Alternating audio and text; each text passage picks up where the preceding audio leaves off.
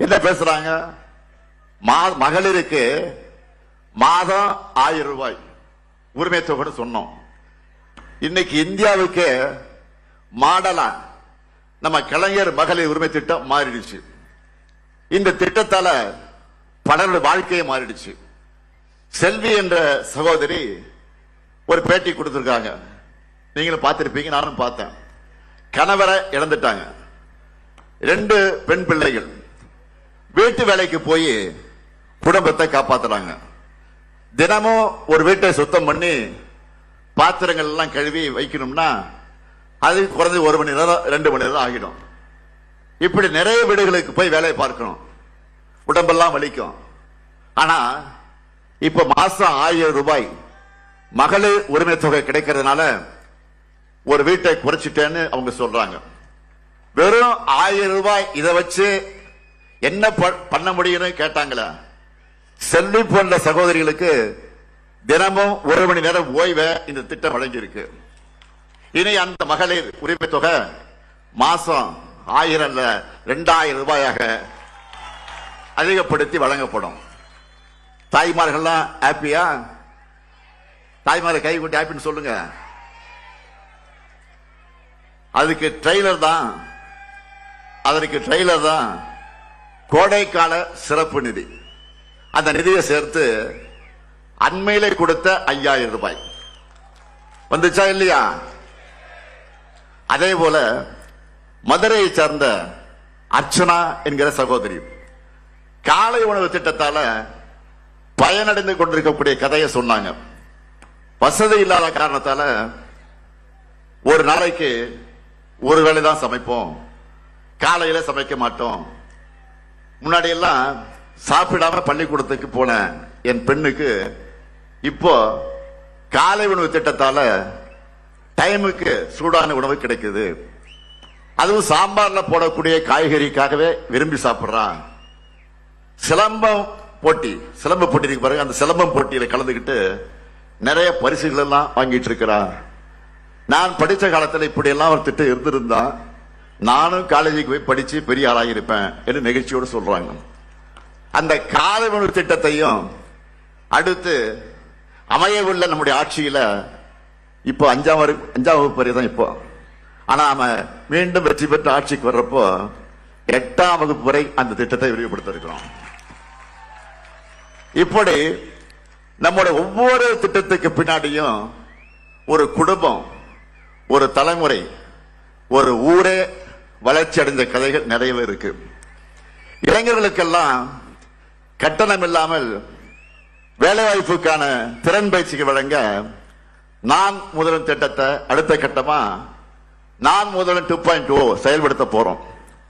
அதே போல புதுமை பெண் தமிழ் புது திட்டத்தில் கல்லூரிக்கு போகக்கூடிய மாணவர்களுக்கு இப்ப மாதம் 1000 வழங்கிட்டு இருக்கோம் இல்லையா? இனி அதை 1500 ரூபாய் உயர்த்தி வழங்க போறோம். அது மட்டுமல்ல, மாணவர்களுக்கு 5 ஆண்டு காலத்தில் வர இருக்கக்கூடிய 5 ஆண்டு காலத்தில் 35 லட்சம் கல்லூரி மாணவர்களுக்கு லேப்டாப் கொடுக்க போறோம். முதியோர், மாற்றுத்திறனாளிகள், ஆதரவற்ற என எல்லோருக்குமான உதவித்தொகையும் டபுள் மடங்காக உயர்த்தி வழங்கப்பட இருக்கு. எல்லா சட்டமன்ற தொகுதிகளிலும் முதல்வர் படைப்பகங்கள் அமைக்க போறோம். இது நூலகம் மட்டுமல்ல, மீட்டிங் ரூம், ஆபீஸ் ரூம், அதிவேக இன்டர்நெட் வசதி, எல்லா வசதிகளும் கொண்ட கட்டடமாக முதல்வர் படைப்பகம் இருக்கும். தனியார்ல ஆயிரக்கணக்கான செலவாகிற வசதிகளை மிக மிக குறைந்த கட்டணத்தில் வழங்க போறோம். பால் கொள்முதல் விலைய லிட்டர் ஒன்றுக்கு 5 ரூபாய் உயர்த்தி வழங்க போறோம். எல்லாத்துக்கும் மேல பெண்கள் ஒவ்வொருத்தரும் மகிழ்ச்சி அடையக்கூடிய வகையில ஒரு அருமையான திட்டம், ஒரு அல்டிமேட் அறிவிப்பை வெளியிட்டு இருக்கிறோம். என்னன்னு தெரியும் உங்களுக்கு? இல்லத்தரசி திட்டம். எல்லாரும் இதுக்காகத்தான் வெயிட் பண்ணிட்டு இருந்தீங்க. என்ன இல்லத்தரசி திட்டம்? 8000 ரூபாய் கூப்பன். எதுக்கான கூப்பன்?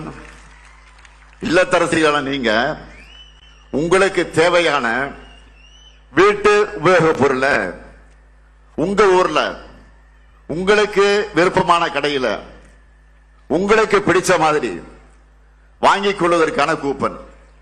புதுசா வாங்கிக்கலாம், பழசை கொடுத்துட்டு எக்ஸ்சேஞ்சும் பண்ணிக்கலாம்.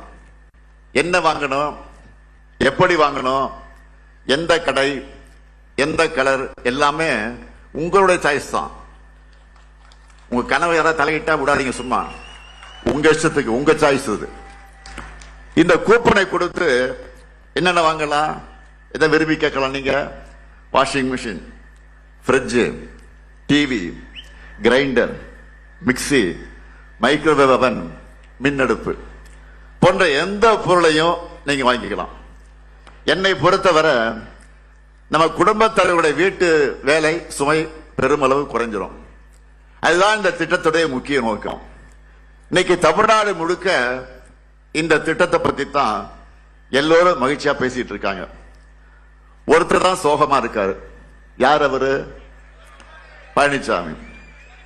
இல்லத்தரசி திட்டத்தை கிடைச்ச வரவேற்பை பார்த்துட்டு இதுல திமுக காரங்க கமிஷன் அடிப்பாங்க என்ற அடிப்படை இல்லாம புலம்பிட்டு இருக்காரு.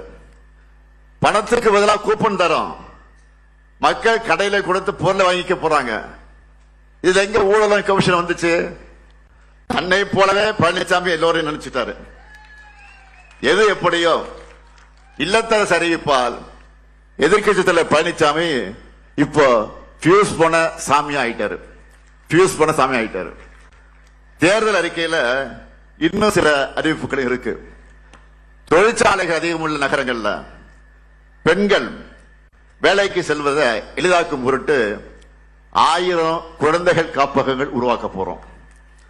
திராவிட மாடல் 2.0ல பிற்படுத்தப்பட்டோர், மிகவும் பிற்படுத்தப்பட்டோர், சீர்மரபினர் ஆகியோர் தொழில் தொடங்குவதற்கு உச்சவரம்பு 30 லட்சம் ரூபாயாக உயர்த்தப்படும்.